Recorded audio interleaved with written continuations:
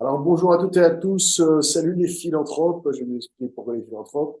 Je crois que cette vidéo est attendue par un certain nombre d'entre vous qui m'ont fait ces commentaires. On va parler effectivement aujourd'hui de comment mettre un peu de piquant et de piment dans vos placements financiers, et en particulier dans le contexte d'une assurance vie qui reste le placement financier préféré des Français. Avant ça, et pourquoi je vous ai mis les philanthropes? Pour une simple raison, on va y revenir ensemble très sereinement en fait.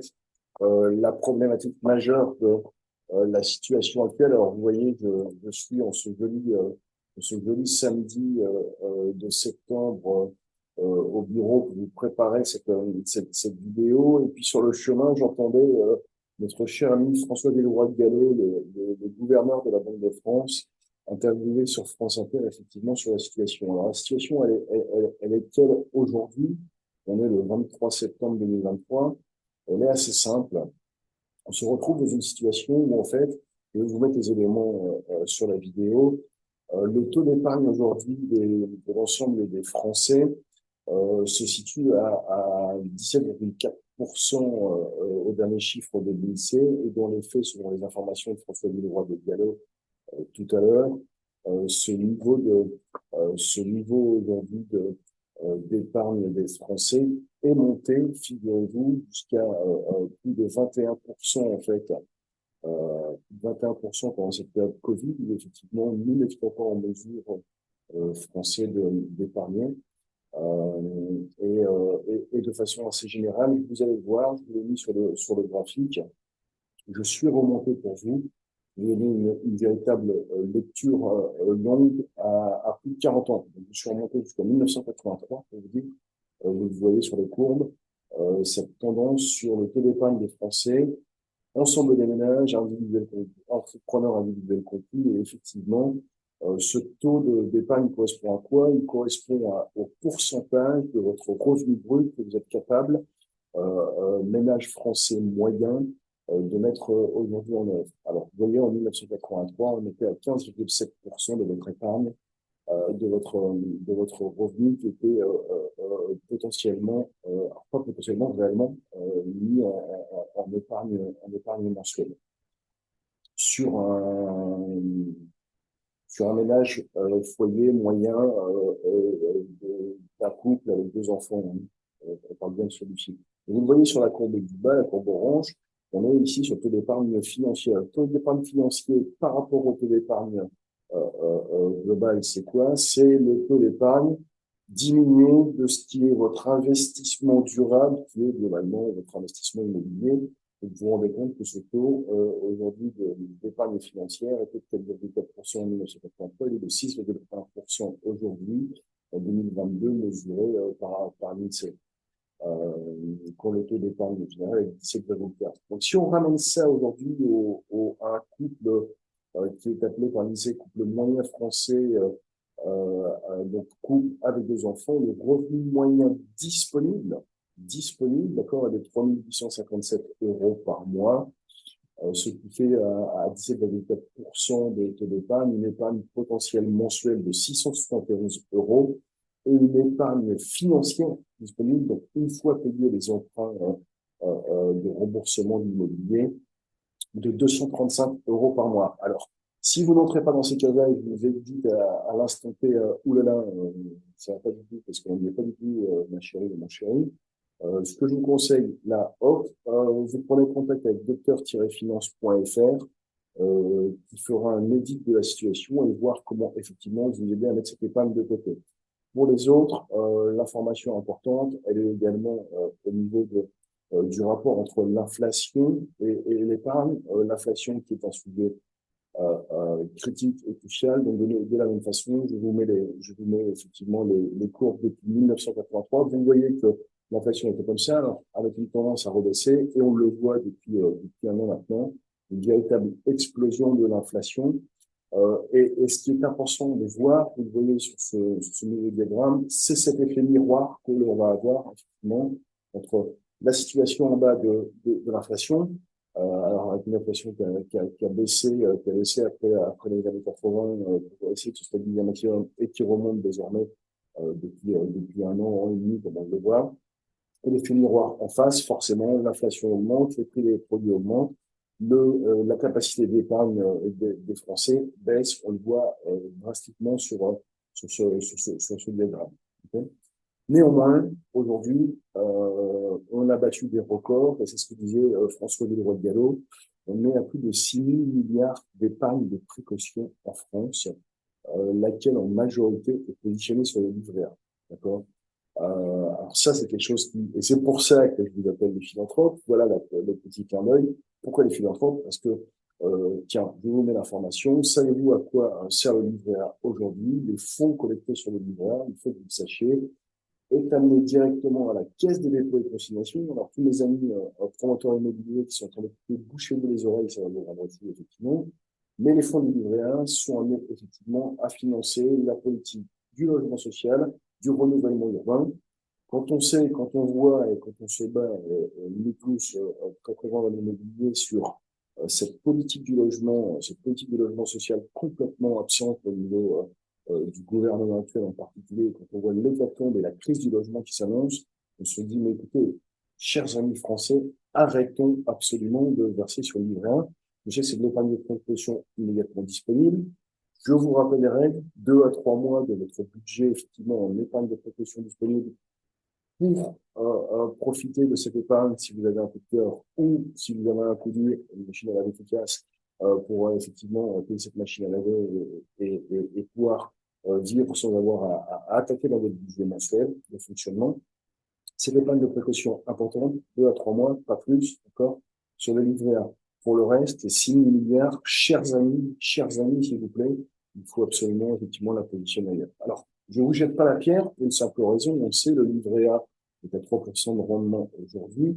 J'entends que 3% zéro risque, c'est forcément quelque chose qui peut intéresser. Et la question que vous posez, et c'est pour ça que vous êtes sûrement encore là derrière votre écran, qu'est-ce que je peux faire effectivement avec mon épargne en prenant un minimum de risque? On le sait, psychologiquement, l'investisseur, quel que soit son profil de risque, hein, mais toujours le même, on a effectivement 2 fois plus d'impact sur une baisse de nos placements versus une hausse de ce placement-là. Pour être plus clair, si vous placez 100 par exemple et que vous perdez 10, ça vous impactera 2 fois plus que si vous gagnez 20. C'est incroyable, mais c'est comme ça, c'est la psychologie, c'est le cerveau humain. Et effectivement, il faut prendre ça en compte. On a un historique qui est toujours, et c'est pour ça que je vous rappelle de l'inflation, je vous mets de nouveau les courbes. Et ces courbes, c'est les courbes effectivement de comparatif entre le rendement du fonds euro sur l'assurance vie, qui est l'autre enfant préféré des Français, et qui est l'enfant préféré des Français, historiquement, justement, ça s'explique au travers de cette courbe. Vous le voyez, à une époque où l'inflation, et de nouveau, je suis revenu à 1983, à une époque où l'inflation était supérieure à 8%, aux alentours de 9, vous le voyez, les taux d'intérêt de ce fonds euro en assurance vie étaient à 6%. Donc à cette époque-là, dès 1983, les assurances vie, c'était quoi? C'était 100% de fonds euros. Et comme vous le savez, fonds euro, qui dit fonds euro sur l'assurance vie dit garantie. Donc pas de risque de perte. Donc forcément, c'était quelque part un grand luxe de pouvoir se dire, super, je fais ce placement assurance vie. C'est pour ça que l'assurance vie est devenu le placement préféré des Français. Et puis, ça va tourner à 16%. Ah ouais, ça fait rêver les jeunes qui sont devant les écrans et qui disent, ah ouais, ils font à 16%. Alors, vous voyez l'explication, les jeunes, pourquoi vous n'y êtes plus aujourd'hui. Vous suivez la courbe de l'inflation et vous vous rendez compte assez naturellement que cette courbe de l'inflation descendant, les rendements possibles sur ces placements fonds euros, qui sont des placements obligataires, des placements monétaires, chute naturellement. On est arrivé à des taux vers 2021-2022 en suivant les taux de l'inflation qui font que effectivement les rendements du fonds euro sont devenus complètement inintéressants en termes de placement. Et vous voyez sur les faits de ciseaux entre la courbe orange et la courbe bleue à partir de 2021-2022, l'inflation remontant, la courbe des taux de fonds euros n'a pas suivi et entre nous, il ne repassera pas aujourd'hui au-dessus dans les médias, d'accord? D'où l'intérêt d'aujourd'hui, quand on est positionné en assurance vie, de positionner une assurance vie qui va être avec un minimum de fonds euros, puisque le rendement a chuté, même si il commence à remonter un peu qui n'apparaît pas sur les cours d'aujourd'hui ici, euh, et qui effectivement va permettre d'aller chercher du rendement et d'aller, ça c'est une notion que tout le monde comprend aujourd'hui, aller battre l'inflation dès qu'on va faire du placement. Alors vous en rendez compte, battre l'inflation, on ne l'a pas sur l'ivret A. C'est sécurisé, c'est précaution, c'est immédiatement disponible, mais les 3% du livret A, tout aussi intéressants qu'ils sont par rapport aux 1% d'hier, ils ne battent pas l'inflation. L'inflation à 5,6, donc globalement, vous perdez de l'argent, votre argent s'érode, votre argent perd de sa valeur. Je vous remets, pour être bien clair, on le voit bien sur ce schéma-là, la courbe de chute du rendement du fonds euro, qui fait qu'effectivement, de la part des Français une situation où que fais-je désormais avec mon placement en assurance vie. Alors l'assurance vie, petit rappel, c'est quoi l'assurance vie? Comme toutes les niches fiscales, puisque l'assurance vie est une niche fiscale, ce n'est pas une contrainte, c'est une niche fiscale, c'est une enveloppe fiscale, l'assurance vie. D'accord? L'assurance vie a été créée pourquoi? Pour financer les entreprises. Et effectivement, le décret de septembre 2014 le positionne d'autant plus clairement dans les textes de loi. L'objectif à vous pousser, vous épargnants, à aller investir plus seulement sur un fonds euro qui ne rapporte plus, mais sur ces fameuses unités de compte, actions, obligations, d'accord, fonds de placement immobilier, ces unités de compte dans lesquelles effectivement on a cette opportunité dans l'assurance vie, ça sert effectivement à financer les entreprises. Il y a, ne l'oubliez jamais, derrière l'assurance vie, au-delà des bénéfices, et on en parlait fiscaux, un véritable aspect sociétal. On va financer les entreprises, on va financer la croissance française. Okay, donc, c'est des éléments extrêmement importants. Effectivement, c'est quoi une assurance vie? Une assurance vie, vous devez le comprendre, c'est un placard. Alors, effectivement, quand vous voyez le placard et l'armoire de dehors, voilà, effectivement, tous les placards se ressemblent. C'est qu'à l'intérieur de votre assurance vie, hop, vous pouvez, vous, les uns et les autres, adapter effectivement votre placard et définir comment vous organisez à l'intérieur même de cette assurance vie ce que vous allez mettre dedans pour aller chercher justement ensemble avec le conseiller en gestion de patrimoine de la performance. Okay, et l'assurance vie, je vous l'ai dit, c'est un avantage fiscal, c'est une enveloppe fiscale. Une enveloppe fiscale, et contrairement à la légende urbaine, vous voyez, je viens de mettre une courbe, un chronogramme avec ces fameux butons, on entend souvent, trop souvent, cette légende urbaine, oui, mais en assurance vie, on est bloqué du temps. Non, non, non, détrompez-vous, vous n'êtes pas bloqué, ça reste de l'argent liquide, d'accord, on n'est pas inutile, qui n'est pas aussi liquide, on est bien d'accord, que votre livret A. Le livret A, vous faites un transfert, boum, dans les 5 minutes, vous transférez de votre livret A à votre compte courant, vous avez cet argent disponible. Effectivement, le rachat, l'appel de fonds disponible sur votre assurance vie, en fonction de ce que vous allez appeler et comment vous allez l'appeler, va prendre un petit délai de quelques jours à quelques semaines en fonction effectivement des supports sur lesquels vous êtes allé, où vous avez dans cette fameuse étagère, dans cette fameuse armoire. Qu'est-ce qui se passe dans ce cas-là? C'est rachat, et c'est ça qui est important dans la fiscalité de l'assurance vie. Avant 8 ans, on va appliquer effectivement sur tous vos rachats et sur la plus-value de vos rachats, c'est-à-dire que vous avez placé, je donne un exemple, 1 000 euros sur une assurance vie qui a généré 100 euros de plus-value. C'est sur ces 100 euros uniquement que vous serez imposé, et sur le capital que vous allez déposer, d'accord? Et sur ces 100 euros, vous serez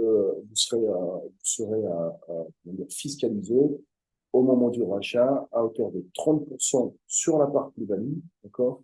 Dans ces 30%, c'est notre prélèvement forfaitaire unique, c'est 12,8% d'impôt et notre prélèvement social à 17,2% qui apparaissent partout.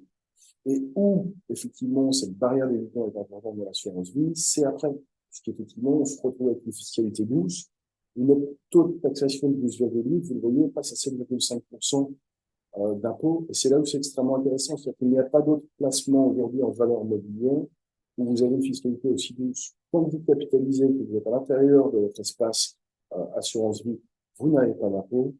Au moment où vous faites des rachats, c'est ça que c'est extrêmement important à comprendre. Donc, vous avez la capacité, à n'importe quel moment, dès le premier jour, de faire des rachats sur votre assurance vie, avec un peu moins de liquidité, c'est-à-dire un peu plus de délai pour libérer votre argent, mais cet argent est disponible. Okay, c'est clair là-dessus?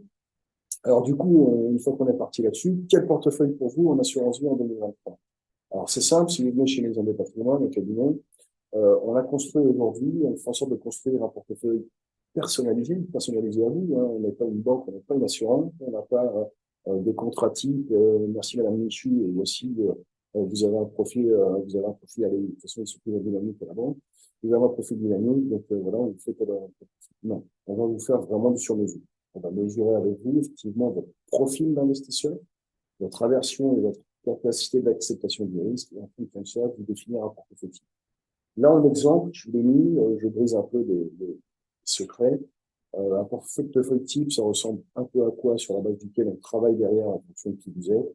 Chez nous, on va chercher de la performance, donc vous le voyez ici, ce sont des objectifs de performance. C'est marqué en bas, les performances du passé ne produisent pas les performances du futur. Évidemment, on se base sur les performances passées des portefeuilles.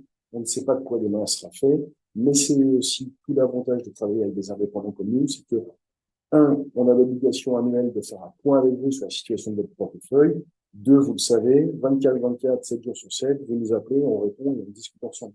Alors, évidemment, l'objectif n'est pas de s'appeler tous les jours. Dès qu'on est à moins 0,02, ou appelez-nous quand vous êtes à plus 10, n'hésitez surtout pas. Mais en tout cas, effectivement, le point est important pour vous. On le sait en termes de disponibilité, d'activité. C'est la différence que vous aurez effectivement avec des cabinets d'indépendants.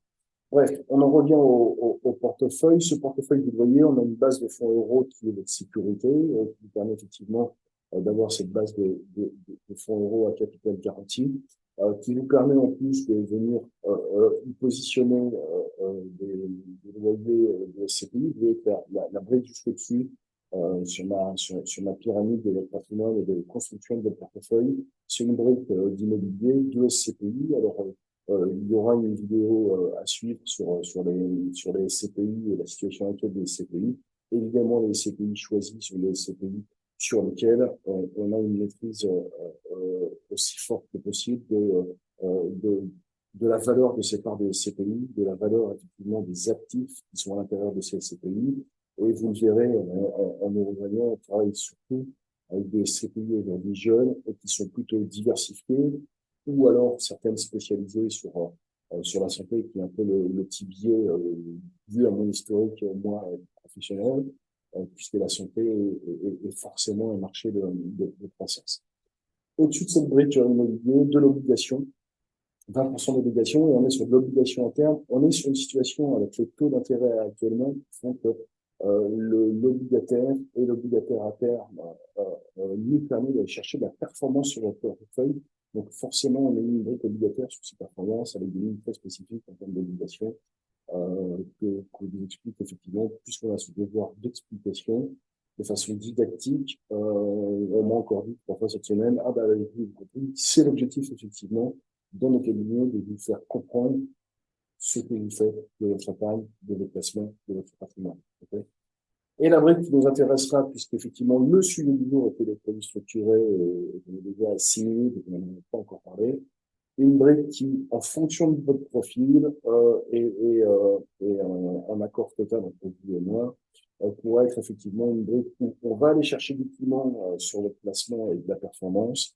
Moi, j'ai un biais, alors comme je l'ai sur la santé, j'ai un biais sur les small et mid caps. Les small et mid caps, c'est quoi? C'est les petites et moyennes capitalisations des entreprises de moins de 1 milliard d'euros de chiffre d'affaires, généralement détenues par des familles et du coup bien gérées, sur lesquels, effectivement, sur les fonds de gestion, sur lesquels j'aime bien aller, puisque pour moi, la performance et la croissance vient de ces entreprises bien gérées et pas forcément de gros mastodontes, du luxe ou de la tech. D'accord. Et c'est la variable et c'est la partie intéressante des produits structurés. Alors, c'est quoi un produit structuré? C'est quoi un produit structuré de façon assez générique? D'abord, pour quel type d'investisseur et pour quel profil d'investisseur, effectivement, recommander des produits structurés? Que ce soit très clair au cabinet Maison de patrimoine aujourd'hui, ces produits structurés, même si c'est un placement qui désormais s'adresse à tous les investisseurs, puisque un produit structuré, on va le voir un peu en détail. Aujourd'hui, n'importe quel investisseur sur cette échelle de risque de 1 à 7, que vous soyez positionné en 1, en 0 risque ou 7, oui, il est dit de produits structurés en 1, pour ceux qui se posent des questions. On peut effectivement avoir du produit structuré et du capital garanti complètement. Je ne vous cache pas que ça, vous le savez, le rapport entre le rendement et le risque est évident. C'est quelque chose que vous maîtrisez. Les jeunes Oui, on peut pas avoir des rendements, certains, j'ai entendu, en 2022, un peu moins maintenant, 10% mensuel, monsieur Vergès. Non, 10% mensuel sans risque, ça n'existe pas.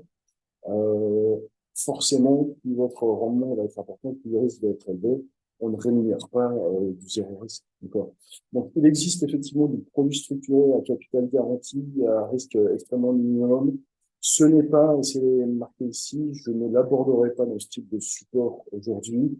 Ce type de support est véritablement destiné, alors oui, je l'ai appelé un produit pour les jeunes, mais pas seulement, effectivement, un produit pour des personnes qui veulent aller chercher du piment, de la dynamique, et c'est sur des produits de ce type-là, avec du rendement intéressant pour aller booster en fait votre portefeuille d'assurance vie que je vais aller vous proposer des produits structurés. Alors un produit structuré, ça fonctionne comment? Il faut savoir, c'est un émetteur. C'est un émetteur, et généralement c'est une banque. Les plus communes, c'est Crédit Agricole, Société Générale, BNP, qui structure ces produits. C'est pour ça qu'on appelle ça une structure. Et ça structure comment? Avec d'un côté, généralement, une obligation. L'obligation va vous apporter en fait la protection. Hein. L'obligation, c'est du sécuritaire. Et une durée, puisqu'on va voir effectivement le terme, la maturité, la durée est importante dans le produit structuré, auquel on va associer effectivement une option sur un sous-jacent. Le sous-jacent fait le produit, et c'est là où on va aller chercher de nouveau notre piment, notre performance sur ce sous-jacent. Je vais vous expliquer tout ça. Alors, avant tout ça, vous le voyez ici, hein, pour les joueurs, ça fait partie. J'ai deux tableaux pour les gens qui me visitent le cabinet, deux tableaux dans mon espace particulier du bureau qui se font face. Alors, je les ai mis ici pour la vidéo en besoin. Vous voyez, ça, c'est un sésame. Alors, c'est pas un vrai sésame évidemment, mais c'est une très très belle copie d'un sésame que j'ai trouvé pour la petite histoire chez Emmaüs à Cholet, et j'ai sauté sur l'occasion. Vous voyez, à 20 euros, ça vaut le coup, c'est une belle affaire. Ce tableau est fabuleux. Les joueurs de Cézanne, donc effectivement, le produit structuré, ça produit pour les joueurs, on va dire ça comme ça. Et fait face à ce tableau, un autre tableau, et ça j'en suis désolé, mais ouais, voilà, ça c'est du buffet. C'est le clown triste, et je vais faire du coup mon clown triste pour vous. Voilà. Quels sont les risques? Vous n'aurez jamais, en tant que client investisseur au cabinet Maison des Patrimoines, l'absence de notion du risque sur tout placement. C'est pas drôle, c'est beaucoup moins vendeur que ceux qui font de la vente, mais effectivement, en face de tout produit que je vous proposerai, de toute solution que je vous proposerai pour votre épargne et votre patrimoine, je vous indiquerai quels sont les niveaux de risque. C'est mon métier, je suis conseiller en investissement financier. J'ai cette obligation, bénéfice, risque. Donc, clown triste, et je suis désolé, voilà, je ne suis pas ton clown. Il y a des risques sur les produits structurés. C'est un instrument financier avec des risques. Les risques sont assez usuels, habituels. Le risque de volatilité, hein, l'évolution effectivement de ce sous-jacent, on va revenir dessus, d'où l'importance de bien le choisir. Et puis l'absence de garantie en capital à terme, puisque je vous l'ai dit, je ne vais pas parler ici de produits structurés avec un capital garanti à 100%, d'accord? Mais surtout, j'en ai parlé, les risques peuvent être liés effectivement au défaut de l'émetteur, la banque porteuse du produit structuré. C'est pour ça qu'on ne choisira que les émetteurs de qualité, des banques françaises de premier rang qui vont faire effectivement l'émission de ces produits. Pour une simple raison, c'est la dernière ligne, le risque de perte totale, okay, mais partielle également du capital est à prendre en compte dans les scénarios, dont le scénario défavorable des produits structurés. Okay. Un produit structuré, pourquoi on l'a créé? On l'a créé de façon assez simple pour vous, je vais vous dire, ne lisez pas tout ce lignes, pour faire du sur-mesure, de la diversification dans votre portefeuille. C'est ce que j'ai appelé dans une vidéo précédente, le produit le plus juste du marché pour une simple raison. Les règles, on va les fixer ensemble, vous allez les connaître, et c'est extrêmement rare, et c'est pour ça que ce produit est juste, c'est extrêmement rare, figurez-vous, de pouvoir placer son épargne, son patrimoine, son argent, votre argent, le fruit de votre travail, sur un produit sur lequel vous connaissez au préalable les règles de fonctionnement. D'accord. Généralement, effectivement, c'est la question la plus habituelle, mais quels sont les risques? Okay. Oui, il y a des risques sur tout placement financier, d'accord, sur tout placement immobilier également. Quels sont les risques? Alors, comment ça fonctionne un produit structuré? On y va. Un sous-jacent, le produit, le support, d'accord. Ça peut être une action, ça peut être un indice, ça peut être le CAC 40, ça peut être l'Eurostoxx, d'accord. Ici, je vous ai pris un exemple, l'action Renault. Okay. Donc, on va choisir un support, l'action Renault, et c'est extrêmement important, vous l'avez compris, de bien choisir et de bien étudier, d'accord. Il est extrêmement critique d'étudier avec soin au moment du choix du produit structuré qu'on va intégrer, quel est le sous-jacent et quel est effectivement le support sur lequel on va. Puisque on est dans un momentum et que ce momentum il doit être choisi par rapport à l'évolution de ce cours. Okay. L'échéance, j'en ai parlé, il y a l'obligataire. L'échéance, c'est la maturité du produit. Ici, j'ai pris 5 ans en exemple. Donc, on va effectivement aller parier, on va les voir, d'accord, sur l'action Renault avec une maturité à 5 ans. Cette durée de placement, elle est importante dans une notion pour vous, qui est la notion toujours de la liquidité de votre placement qu'on vérifie avec vous. Combien de temps êtes-vous prêt au maximum à bloquer en fait votre investissement? Ici, 5 ans, Monsieur Vergès, moi c'est un investissement à 5 ans, après 5 ans, j'aurai besoin de ce capital. Très bien. Cette évolution, évidemment, plus la durée sera longue, plus vous vous rendez compte qu'en fonction de votre profil, clown triste ou clown heureux, optimiste ou pessimiste, vous direz, ok, bah, plus ça va être long, plus j'aurai des risques, moins ça va être long, plus j'aurai des risques. Bon. Dans les faits, ok, alors, sauf effectivement en cas de session anticipée, mais les produits bien étudiés, l'échéance et la maturité font en sorte, très peu souvent, pour aller historique, la maturité est atteinte, puisque effectivement, on a une performance généralement avant si on a bien choisi le sous-jacent. Okay. L'échéance importante. Le troisième élément important, la barrière de protection. Cette barrière de protection, c'est une partie du contrat également, c'est le troisième élément. Ici, j'ai pris un exemple à moins 50%. Ça veut dire quoi? Ça veut dire que par rapport à la valeur de votre sous-jacent, il y a dans le contrat, vous allez voir après, la possibilité effectivement d'avoir une barrière de protection si votre sous-jacent baisse de 50% de sa valeur pendant la durée de vie, la maturité de ce contrat. D'accord? Si l'indice de l'action ou de l'indice, pardon, baisse en bas de ce niveau, là, on rentre effectivement dans une notion de risque et de perte de capital. Au-dessus, vous êtes protégé. Cette protection, c'est effectivement le côté sympa du produit structuré. Et le coupon, c'est ce qui nous intéresse tous le jour aujourd'hui. Combien, mais combien, c'est quoi le rendement, monsieur Vergès? Le coupon, effectivement, là, je suis parti sur une base d'exemple de 9% par an. Le coupon, c'est effectivement lié toujours à cette notion de risque. Combien ça va vous rapporter, ce placement, potentiellement, en fonction du coût. D'accord? Et voilà, un produit structuré, c'est un contrat avec l'ensemble de ces éléments. Donc, vous voyez ici l'exemple. L'exemple, il est très simple. On part sur un sous-jacent qui est l'action Renault, maturité 5 ans, d'accord? Et puis les observations trimestrielles. Ces observations trimestrielles, les constatations, d'accord? Par rapport au niveau initial, vous voyez, le niveau initial qui est fixé au 11 décembre 2023, c'était le 2021, c'est la constatation versus le strike. Le strike, c'est la date initiale, la valeur à laquelle était à laquelle était votre sous-jacent. Et puis, on va les regarder régulièrement. Un coupon qui sera versé à 100% au terme, dans cet exemple-là, et avec une protection à moins 50% et un rendement, un coupon de 9% par an. Vous le voyez, en observation trimestrielle, ça nous fait rapporter au trimestre 2,25% de rendement par trimestre sur ce placement, sur ce produit structuré. Alors, comment ça se passe? De façon très simple, donc je vous l'ai dit, on choisit un sous-jacent qui va avoir une base 100 à l'instant T, à la date fixée de début du sous-jacent. Cette maturité, vous l'avez vu dans l'exemple, à 5 ans, et puis une barrière de protection à moins 50%. Ça veut dire que votre produit sous-jacent peut baisser, si la base est de 100, à 50, et tant que vous êtes à un produit qui vaut 50, vous êtes protégé et vous allez comprendre comment. À chaque date de constatation, alors c'était marqué trimestriel effectivement sur le contrat, constatation numéro 1, on fait une constatation. Quelle est la situation de mon sous-jacent par rapport à mon strike, à la base 100, d'accord, à ce moment-là? Au moment de la constatation, d'après la constatation, si votre indice est supérieur à la valeur du strike, à la valeur des bases, d'accord, si par exemple vous êtes à 101, vous êtes remboursé. d'accord, de la valeur de 100, et vous êtes remboursé avec le versement du coupon.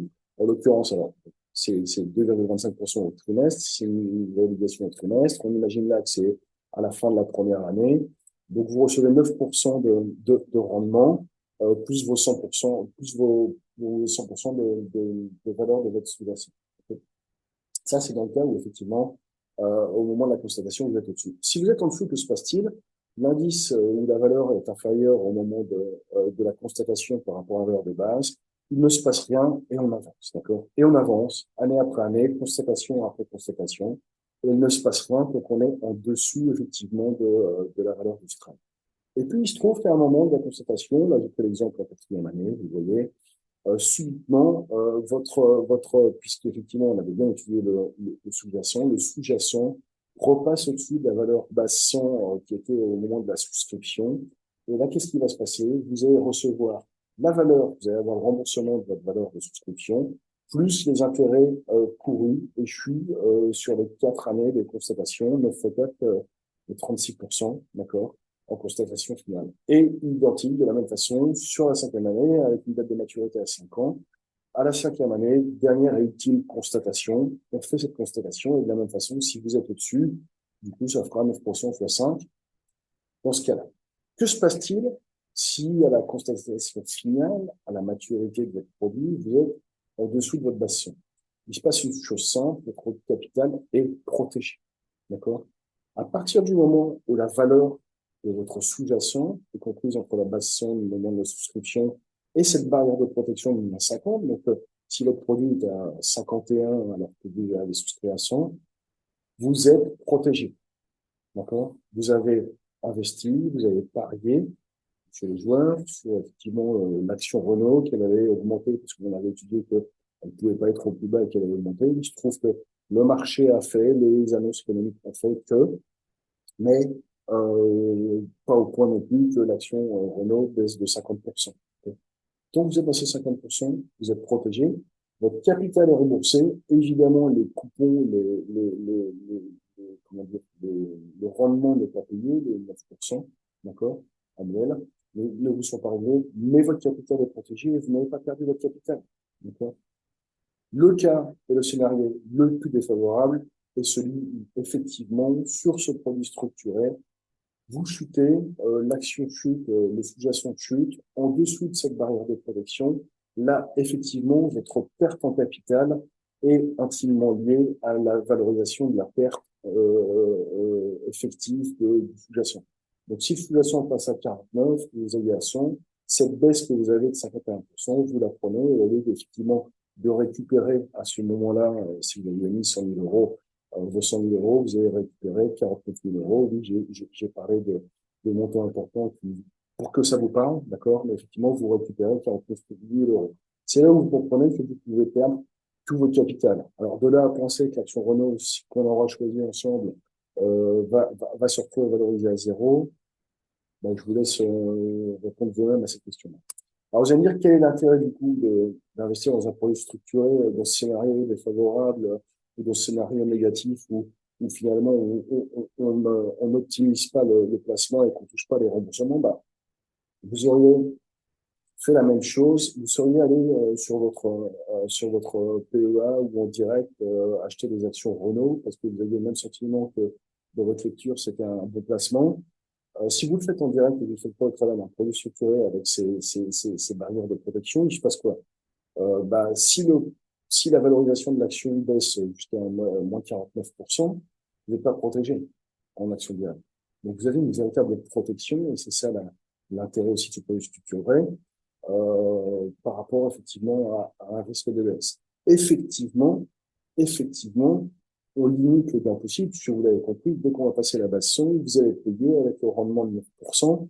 Et effectivement, si l'action Renault, parce que votre lecture était bonne, faisait plus 56%, c'est pas les plus 56% que vous allez toucher, vous allez être limité à vos 9% ou 9 fois X années au moment de la constatation à laquelle va se réaliser effectivement le fait de la performance de l'action et du sous-jacent. Est-ce que c'est clair? L'objectif pour nous de mettre ces produits-là, pour vous, okay, c'est d'aller chercher effectivement sur la constitution de votre portefeuille en assurance vie. Alors, vous l'avez vu, hein, vous pouvez faire des produits structurés en direct, en PEA, vous pouvez faire du PER également, en assurance vie. L'objectif est d'aller effectivement chercher du piment, chercher de la performance et ensemble, nous permettre ensemble d'aller chercher effectivement du rendement pour aller battre cette inflation et arrêter de filer cet argent à la caisse de dépôt et consignation au travers de votre livret A.